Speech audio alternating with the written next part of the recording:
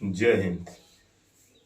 ये हमारे रासायनिक बल गतिकी के 5वां नंबर लेक्चर है।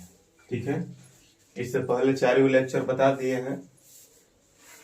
इससे पहले वाले लेक्चर यानी चौथा में हम क्या बताए थे, तो हम बताए थे कि जैसे कोई भी रासायनिक अभिक्रिया का वेग होता है, ठीक है, तो उसको हम वेग को कैसे लिखेंगे, औसत वेग कैसे लिखेंगे, तात्क्षणिक वेग कैसे लिखेंगे, बताए थे ना। आप लोगों को एक एच डब्ल्यू भी दिए थे, 2H2 प्लस O2 क्या बना रहा है, 2H2, यही ना एच डब्ल्यू दिए थे, बना लिए होंगे, हमें विश्वास है कि ठीक है। आगे देखिए, उसके बाद वाला टॉपिक है रासायनिक अभिक्रिया के वेग को प्रभावित करने वाले कारक। ठीक है, रासायनिक अभिक्रिया का वेग को प्रभावित करने वाले कारक, मतलब कि किन कारणों से रासायनिक अभिक्रिया का वेग प्रभावित होगा। क्या करेंगे कि रासायनिक अभिक्रिया का वेग तेजी से हो, क्या करेंगे कि रासायनिक अभिक्रिया का वेग एकदम धीमे धीमे हो या मीडियम वर्ग का हो, वही हम कारक पढ़ेंगे। तो सबसे पहले है ताप का प्रभाव, इसको VVI लिख दीजिएगा। ठीक है, क्यों, क्योंकि अब बहुत बार पूछ लिया है एग्जाम में, इसको पूछने का चांसेस थोड़ा ज्यादा है। ठीक है, सबसे पहले ताप का प्रभाव। ठीक है, ताप का प्रभाव, जैसे रासायनिक अभिक्रिया कोई भी हो रही है तो उसमें यदि हम ताप बढ़ाएंगे या ताप घटाएंगे तो उस पर क्या प्रभाव पड़ता है। ठीक है, इसी का हम प्रभाव देखेंगे।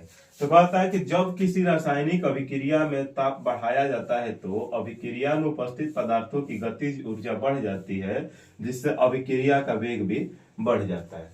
साफ बात एक ही है कि जब किसी भी रासायनिक अभिक्रिया में क्या करते हैं, मतलब उसमें ताप बढ़ाते हैं तो जो उसका अभिक्रिया करने का वेग है वो भी बढ़ जाता है, और घटाते हैं तो अभिक्रिया करने का जो वेग है वो भी क्या होता है, घट जाता है। ठीक है, इसका सबसे बढ़िया उदाहरण है कि जैसे मान लीजिए कि हमें सब्जी बनाना है या कुछ और मतलब कि खाना वाना टाइप का बनाना है, तो यदि हम उसको जैसे मान लेते हैं कि बर्तन है और इसमें हम सब्जी बना रहे हैं, नीचे से हम तापमान दिए हैं। ठीक है, तापमान दिए हैं, तो ताप यदि अधिक करेंगे तो सब्जी जल्दी बनेगी, और ताप कम करेंगे तो सब्जी धीरे धीरे बनेगी। मतलब हम ताप बढ़ा रहे हैं तो जो वेग होता है, अभिक्रिया का वेग होता है, भी बढ़ रहा है। ताप जैसे जैसे बढ़ाएंगे वैसे वैसे सब्जी बढ़ने का वेग भी क्या होगा, बढ़ेगा, बनने का वेग बनेगा।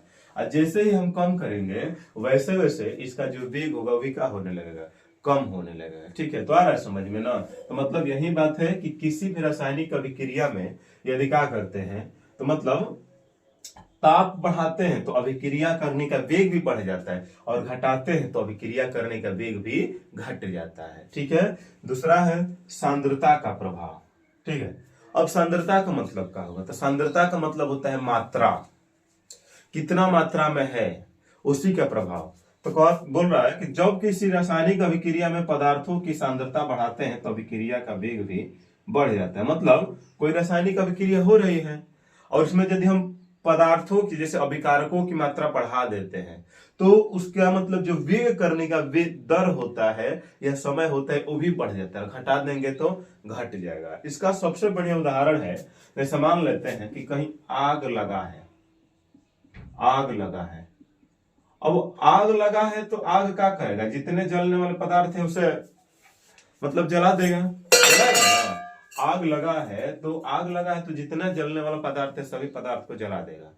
तो अब हम क्या करेंगे कि जैसे आग लगा है तो उसमें थोड़ा और अभिकारक की मात्रा डालेंगे। आग लगा है तो जो हम जैसे उसमें मान लेते हैं कि पुआल हुआ, पतलो हुआ, जो भी हुआ वो अभिकारक हुआ, जो धुआं बन रहा है प्रतिफल है। तो आग लगा है तो इसमें हम जैसे हम पतलों की मात्रा बढ़ा दिए, मतलब जलने वाले पदार्थ की मात्रा बढ़ा दिए तो आग और तेजी से जाएगा ना। इसका मतलब कि हम पदार्थ की सांद्रता बढ़ा दिए, सांद्रता बढ़ा दिए तो आग जलने का वेग भी क्या हुआ, ज्यादा हुआ। और सांद्रता घटा दिए मतलब कि अब आग जल रहा है उसमें हम सारा मतलब कि जलने वाला पदार्थ को बाहर निकाल रहे हैं, तो आग बढ़ेगा कि घटेगा, तो घटेगा। वहीं जैसे लाकर उसमें और कुछ डाल दे रहे हैं तो आग क्या हो जाएगा, बढ़ जाएगा। तो यही बात है कि जब किसी भी रासायनिक अभिक्रिया में क्या किया जाता है तो मतलब उसमें सांद्रता माने मात्रा बढ़ाई जाती है तो उसका जो अभिक्रिया करने का वेग होता है वो भी क्या होता है, बढ़ जाता है और घटाते हैं तो घट जाता है। ठीक है, आगे देखिए।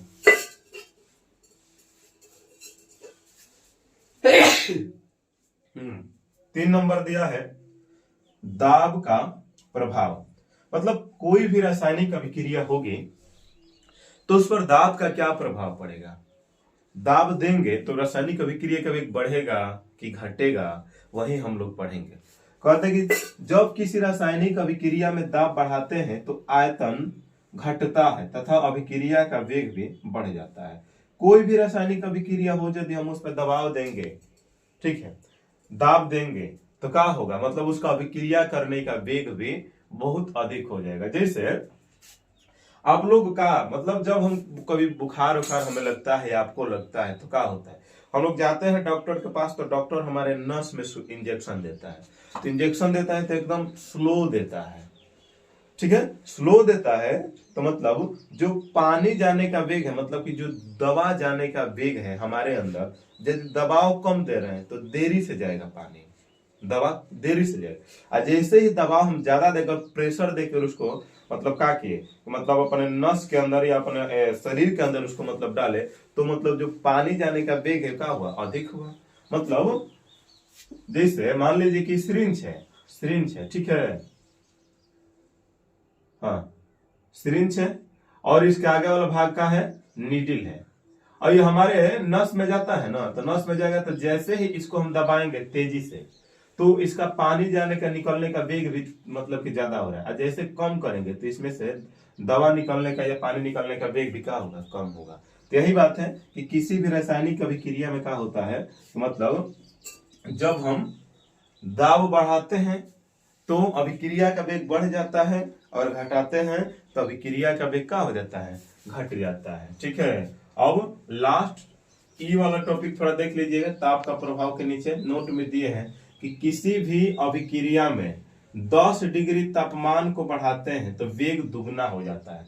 जैसे कोई अभिक्रिया हो रही है, जैसे मान लेते हैं कि 50 डिग्री सेल्सियस पर कोई अभिक्रिया हो रही है, और इसको होने में 10 मिनट का समय लग रहा है, लेकिन हम ताप को क्या किए, बढ़ाकर 60 डिग्री कर दिए। तो 10 मतलब कि पहले 50 डिग्री था, अब तो 60 डिग्री, तो 10 डिग्री मतलब तापमान को क्या किए, बढ़ाए।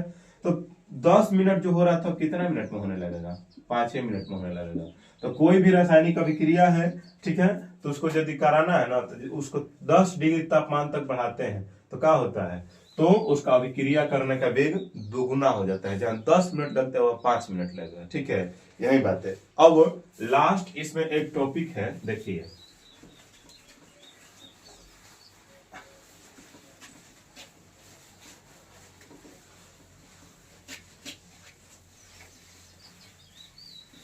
लास्ट टॉपिक है 4 नंबर, उत्प्रेरक का प्रभाव। उत्प्रेरक का प्रभाव, ठीक है। तो सबसे पहले समझिए कि उत्प्रेरक कहते किसे। तो आप लोग जैसे हम देंगे H2 प्लस में Cl2, हम दे दिए सूर्य का प्रकाश, ये बना रहा है 2HCl। तो यहाँ पर सूर्य का प्रकाश का चीज का काम कर रहा है, उत्प्रेरक का काम कर रहा है।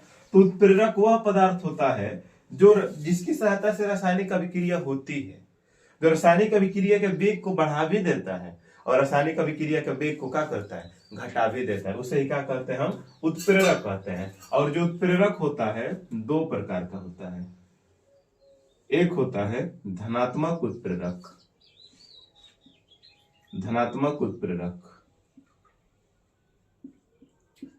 और एक होता है ऋणात्मक उत्प्रेरक।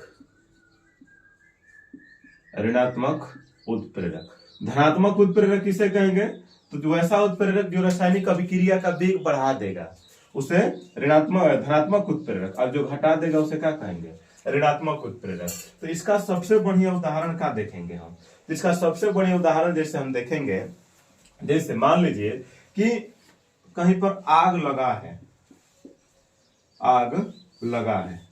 तो आग लगा है तो इसमें क्या होगा, मतलब कि अलग अलग से पदार्थ जलेंगे ना। जैसे मान लेते हैं कि पुआल हो, मतलब पुआल हो, उसके बाद पतलो हो, लकड़ी हो, लकड़ी हो, ये सब जल रहा है, ठीक है, बहुत तेजी से जल रहा है, तब तक हवा जो है, हवा का वेग काफी तेज हुआ, हवा का वेग काफी तेज हुआ, तो आग लगने का वेग भी क्या हो जाएगा, तेज हो जाएगा, आग बढ़ने का वेग क्या हो जाएगा, तेज हो जाएगा। तो कौन सा उत्प्रेरक है, धनात्मक उत्प्रेरक, ठीक है। जैसे आग मान लेते हैं कि कहीं पर लगा है, तब तक हवा बहुत तेजी से बहने लगा, तो धनात्मक उत्प्रेरक में आएगा। ऋणात्मक उत्प्रेरक, तो आग जैसे लगा है तो क्या होता है, तो जैसे सपोज दैट मान लीजिए कि ऊपर से बुन्नी पड़ने लगा, बारिश पड़ने लगा, तो ये कौन सा हुआ, ऋणात्मक उत्प्रेरक, ठीक है। तो किसी भी रासायनिक अभिक्रिया में धनात्मक उत्प्रेरक अभिक्रिया का वेग को बढ़ा देता है। जैसे आग लगा था, तब तक हवा बहने लगा, तो वेग बढ़ा दिया। और जो ऋणात्मक उत्प्रेरक होता है तो क्या करता है, तो अभिक्रिया का वेग को घटा देता है। तो कुल मिलाजुल कर बात यह है कि किसी भी रासायनिक अभिक्रिया में क्या होता है, तो धनात्मक उत्प्रेरक अभिक्रिया के वेग को बढ़ाता है और ऋणात्मक उत्प्रेरक अभिक्रिया के वेग को घटाता है, ठीक है। बस आज के लिए इतना रहने दीजिए, उसके बाद हम लेक्चर 6 वाले मतलब वीडियो में इसके बाद चर्चा करेंगे, ठीक है।